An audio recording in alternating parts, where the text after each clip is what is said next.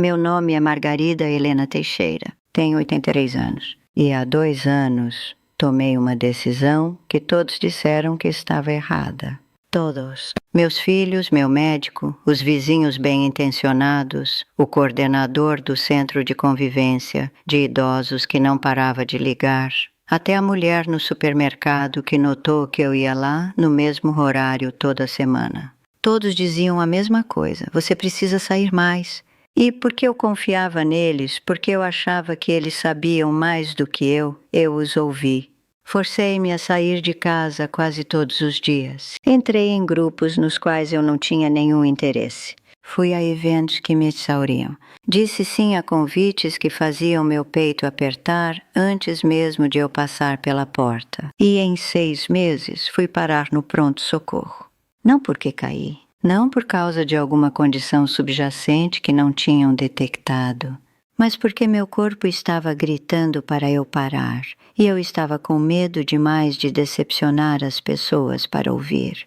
O médico que me atendeu naquela noite olhou meu prontuário, olhou para mim e disse algo que nunca esquecerei. Ele disse: senhora Teixeira, sua pressão arterial está perigosamente alta. Seus níveis de cortisol sugerem estresse crônico. Qual foi a última vez que você realmente descansou? Abri a boca para responder e percebi que não conseguia lembrar. Se você tem mais de 65 anos, talvez mais de 70, e as pessoas continuam te dizendo que ficar em casa é a pior coisa que você pode fazer, preciso que você ouça isto. Elas estão erradas. Não porque não se importem com você, mas porque não entendem do que o seu corpo está tentando te proteger. Nesta idade, descansar não é preguiça. É sobrevivência, e no momento em que entendi isso, tudo mudou, mas levei muito tempo para chegar lá. E o caminho para essa compreensão quase me quebrou. Nem sempre me senti assim sobre ficar em casa. Durante a maior parte da minha vida, igualei estar ocupada com ter valor. Se eu não estivesse fazendo algo, contribuindo em algum lugar, aparecendo para alguém, então o que eu era? Criei 5 filhos. Trabalhei em cargos administrativos por quase 40 anos. Mantive uma casa que sempre parecia apresentável, mesmo quando eu sentia que estava desmoronando por dentro. E por décadas isso funcionou. Meu corpo aguentava. Eu conseguia superar a exaustão, dar conta das obrigações e acordar no dia seguinte, pronta para fazer tudo de novo. Mas por volta dos meus 70 e poucos anos, isso parou de funcionar. Comecei a notar que saídas simples me deixavam sentindo vazia por dias. Um jantar em família me custava 3 dias de recuperação. Uma consulta médica do outro lado da cidade acabava com minha energia pelo resto da semana. E eu não entendia o porquê. Pensei que talvez estivesse ficando mais fraca, que precisava me esforçar mais, me mover mais, ficar mais ativa para lutar contra o que quer que estivesse acontecendo com meu corpo. Então foi exatamente isso que fiz. Minha médica dizia há anos que a atividade era a chave para um envelhecimento saudável. Continue socializando, ela dizia. Mantenha sua mente engajada. Não se torne sedentária. E eu acreditei nela. Ela era a profissional. Ela tinha o diploma de medicina. Certamente ela sabia melhor do que eu o que meu corpo precisava. Então, quando ela sugeriu que eu participasse de uma aula de ginástica para idosos, me inscrevi naquela mesma semana. As aulas eram 3 vezes por semana no centro comunitário. Yoga na cadeira às segundas, aeróbica leve às quartas e exercícios de equilíbrio às sextas. Na primeira semana, senti-me realizada, como se estivesse fazendo algo bom por mim mesma. Como se estivesse assumindo o controle da minha saúde em vez de deixar a idade me controlar. Mas na segunda semana algo mudou. Comecei a acordar com um nível de fadiga que não condizia com o que eu realmente tinha feito. Minhas articulações doíam de um jeito que não doíam antes. Sentia-me irritada, inquieta, como se meu sistema nervoso estivesse vibrando sob a minha pele. Ainda assim continuei indo, porque o instrutor era encorajador. porque as outras mulheres pareciam bem, porque parar parecia desistir. E então, numa quarta-feira, no meio da aula, senti meu coração começar a disparar. Não por esforço, por outra coisa. Algo que parecia pânico, mas sem causa clara. Pedi licença, fui ao banheiro e sentei no assento fechado, tentando respirar. Minhas mãos tremiam. Minha visão parecia limitada. E lembro-me de pensar muito claramente: há algo de errado comigo. Mas quando contei à minha médica sobre isso na consulta seguinte, ela disse que parecia ansiedade. Perguntou se eu estava estressada com alguma coisa. Disse que não, porque eu não estava estressada. Eu estava apenas cansada. Ela sugeriu que eu continuasse frequentando as aulas, que a atividade física ajudaria com a ansiedade. Então continuei. Depois, minha filha Susana Teixeira começou a organizar jantares em famílias semanais. Ela tinha boas intenções, de verdade. Ela disse que queria garantir que todos continuassem conectados, que os netos conhecessem seus primos, que eu não passasse muito tempo sozinha. Todo domingo, às 17 horas, eu era esperada na casa dela. Os jantares eram barulhentos. 15 às vezes 20 pessoas amontoadas na sala e na cozinha dela. Crianças correndo pela casa. Várias conversas acontecendo ao mesmo tempo. A televisão ligada ao fundo. Pratos batendo. Voces se sobrepondo. Eu sentava à mesa e tentava acompanhar o que as pessoas diziam, mas o barulho tornava impossível focar. Minha cabeça começava a pulsar. Meu peito parecia apertado. E todos ao meu redor pareciam bem. Então, eu dizia a mim mesma que deveria estar bem também, mas não estava. Todo domingo à noite, eu dirigia para casa em silêncio absoluto, exausta demais até para ligar o rádio. Eu entrava em casa, largava a bolsa na mesa e desabava na cama, ainda vestida, e dormia por 12, às vezes 14 horas. Quando acordava na segunda-feira de manhã, sentia-me pior do que antes. Meu corpo inteiro parecia pesado. Minha mente parecia nublada. Até tarefas simples como preparar o café da manhã ou dobrar a roupa pareciam avassaladoras. Mas não contei a ninguém, porque não queria que pensassem que eu não dava conta. Não queria ser a mãe que reclamava, a avó que não conseguia acompanhar. Então continuei aparecendo, toda semana, mesmo quando meu corpo gritava para eu parar. E então, minha vizinha Sara me convenceu a entrar em um clube do livro. Ela também tinha boas intenções. Disse que seria bom para mim ter algo pelo que esperar, algo que não envolvesse obrigações familiares. O grupo se reunia quinzenalmente às quintas-feiras à noite em uma biblioteca local. Cerca de 8 mulheres, todas com idade próxima à minha, discutindo qualquer livro que tivesse sido escolhido para aquele mês. Achei que seria administrável. Apenas sentar e conversar. O quão difícil poderia ser. Mas não levei em conta a preparação necessária. Eu tinha que ler o livro, o que significava me concentrar por mais tempo do que normalmente conseguia. Tinha que dirigir até a biblioteca à noite, o que eu não gostava mais de fazer. Tinha que ficar mentalmente presente por 2 horas enquanto as pessoas compartilhavam suas opiniões, mesmo quando lutava para lembrar o que tinha acontecido nos capítulos. E eu tinha que fingir que estava gostando. Após a 3ª reunião, percebi que não estava retendo nada do que ninguém dizia.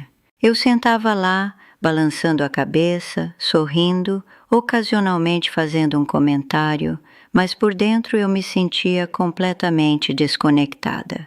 E quando chegava em casa sentia-me culpada, porque aquelas eram mulheres legais, porque elas me deram as boas-vindas, porque eu deveria ter sido grata pela oportunidade. Mas na maior parte eu apenas me sentia exausta. Comecei a dar desculpas. Disse que não estava me sentindo bem, que tinha um compromisso anterior, que tinha esquecido de algo que precisava fazer. Eventualmente, elas pararam de ligar, e eu me senti um fracasso, porque eu não conseguia nem lidar com o simples clube do livro. Quando já fazia tudo isso há uns 5 meses, notei algo aterrorizante. Eu não conseguia lembrar a última vez que me senti descansada. Eu estava dormindo mais do que nunca, mas nunca acordava sentindo-me revigorada. Estava comendo, mas a comida não tinha muito gosto. Estava conversando com pessoas, mas não conseguia lembrar das conversas uma hora depois. Sentia como se estivesse desaparecendo. E então, numa tarde de terça-feira em março, eu estava voltando de uma consulta médica e tive que encostar o carro porque minha visão ficou embaçada. Fiquei sentada no acostamento, segurando o volante, tentando respirar e pensei, não consigo mais fazer isso. Não quero. Eu não consigo. Dirigi até o pronto-socorro. Eles fizeram exames. Exames de sangue, eletrocardiograma, monitoramento da pressão arterial. E foi aí que o médico me disse que minha pressão arterial estava em níveis de risco de AVC, que meu cortisol, o hormônio do estresse, estava cronicamente elevado, que meu corpo estava em um estado constante de luta ou fuga. Ele perguntou o que estava acontecendo na minha vida, que tipo de estresse eu estava sofrendo. E eu não sabia como explicar, porque no papel minha vida parecia estar bem. Eu não estava trabalhando, não estava cuidando de ninguém, não estava lidando com nenhuma crise importante. Eu estava apenas tentando me manter ativa, do jeito que todos me diziam que eu deveria. Isso estava me matando. Naquela noite, deitada na cama do hospital esperando a alta, algo dentro de mim finalmente se quebrou. Percebi que passei os últimos 6 meses vivendo para o conforto de todos os outros. Ignorei cada sinal que meu corpo me deu, porque estava com medo de ser vista como fraca, como isolada, como alguém que desistiu. Forcei-me além de cada limite porque achava que era assim que um bom envelhecimento se parecia. Mas meu corpo não se importava com a aparência de um bom envelhecimento. Ele se importava com a sobrevivência, e eu estava forçando-o a um estado de crise. Quando cheguei em casa do hospital, tomei uma decisão. Eu estava farta das aulas de ginástica que faziam meu coração disparar. Farta dos jantares em família que me deixavam exausta por dias. Farta das obrigações sociais que pareciam uma performance em vez de conexão. Eu ia ouvir meu corpo, mesmo que ninguém mais entendesse. E foi aí que tudo começou a mudar. A primeira coisa que fiz foi limpar minha agenda. Cancelei tudo que não era absolutamente necessário. Parei de ir à aula de ginástica. Disse a Linda que precisava pular os jantares em família por um tempo. Deixei o clube do livro desaparecer sem explicações. E pela primeira vez em meses apenas fiquei em casa. A princípio pareceu estranho. Fiquei esperando que a culpa me dominasse, que os telefonemas perguntassem o que havia de errado, que a sensação de que eu estava fazendo algo terrivelmente egoísta surgisse. Mas em vez disso, outra coisa aconteceu. Meu corpo começou a se acalmar. Em 2 semanas, notei que estava dormindo mais profundamente. Meu coração não disparava aleatoriamente ao longo do dia. O aperto no meu peito começou a aliviar. Comecei a me mover pela casa mais lentamente, não porque tinha que fazer, mas porque podia. Fiz chá de manhã e realmente senti o gosto. Sentei-me perto da janela e observei a luz mudar sem sentir que deveria estar fazendo algo mais produtivo. E o silêncio do qual eu tinha tanto medo não parecia solitário. Parecia um alívio. Comecei a notar meus próprios ritmos. Que eu tinha mais energia de manhã e precisava descansar no início da tarde. Que certas atividades, mesmo pequenas, como um telefonema, podiam me drenar de maneiras que eu não tinha reconhecido antes. E, em vez de lutar contra esses ritmos, comecei a honrá-los. Deixei-me cochilar quando precisava. Disse não a visitas quando não tinha energia. Parei de pedir desculpas por precisar do que precisava. E meu corpo respondeu. Minha pressão arterial começou a baixar. O nevoeiro na minha cabeça começou a levantar. Senti-me mais presente, mais eu mesma do que há anos. Por volta dessa época, minha vizinha Sara começou a passar lá em casa. Não porque eu pedi, mas porque ela tinha notado que eu não estava saindo tanto.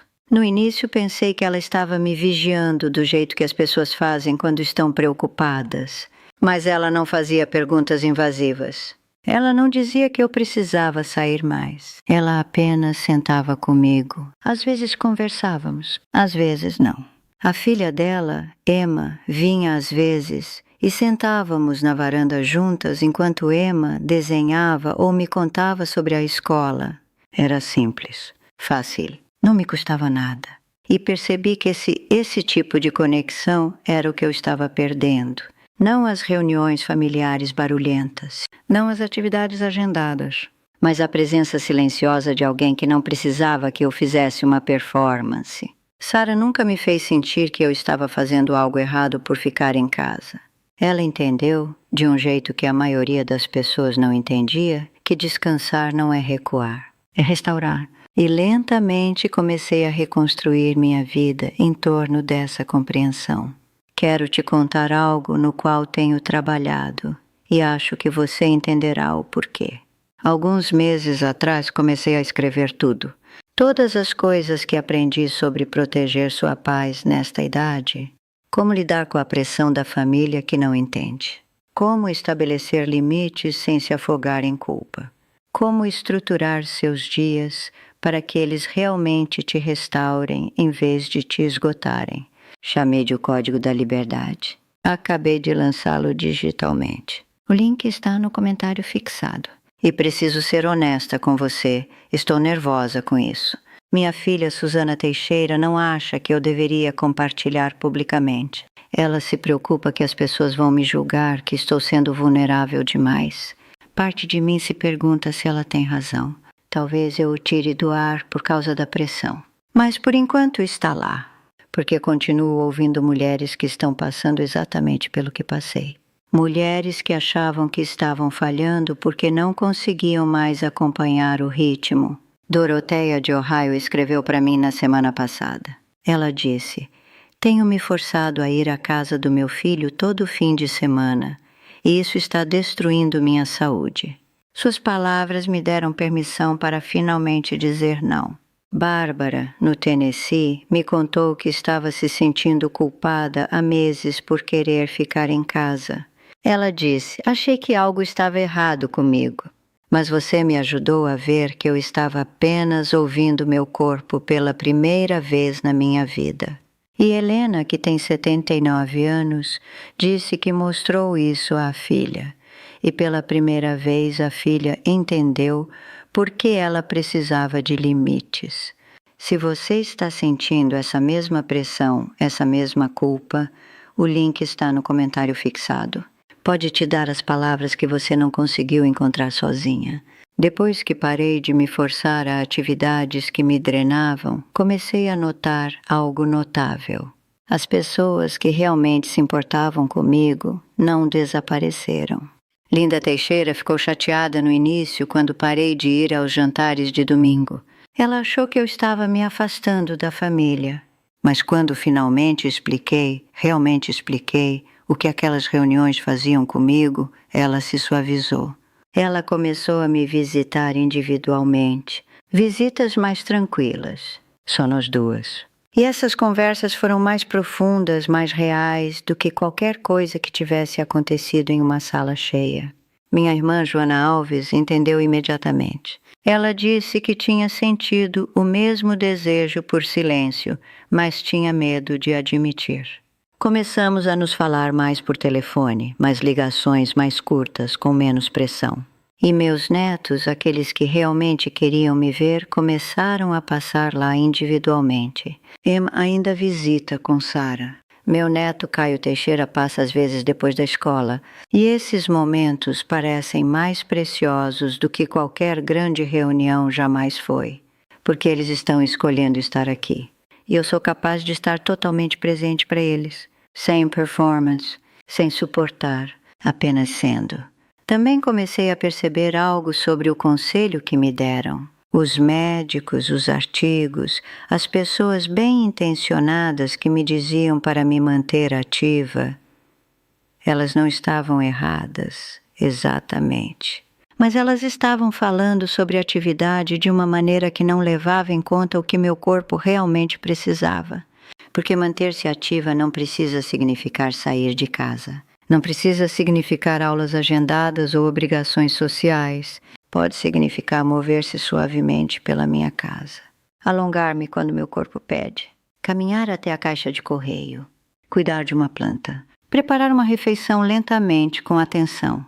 Esses pequenos movimentos me mantiveram conectada ao meu corpo sem exauri-lo. E isso, passei a entender, era o tipo de atividade que realmente me ajudava.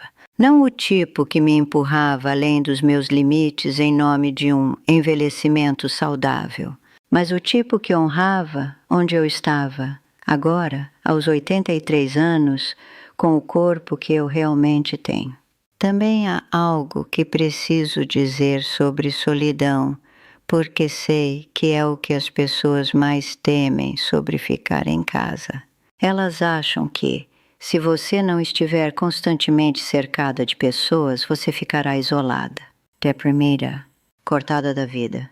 Mas aprendi que solidão e solitude não são a mesma coisa.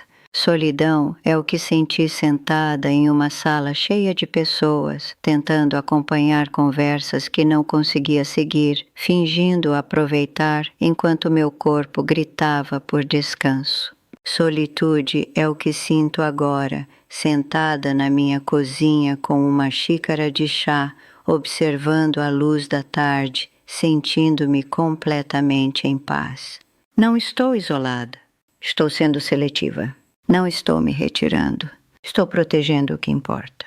E a diferença entre essas duas coisas é tudo. Quanto mais vivi desse jeito, mais percebi que ficar em casa não é sobre diminuir seu mundo. É sobre refiná-lo. Deixar ir o que não te serve mais para que o que resta tenha espaço para respirar.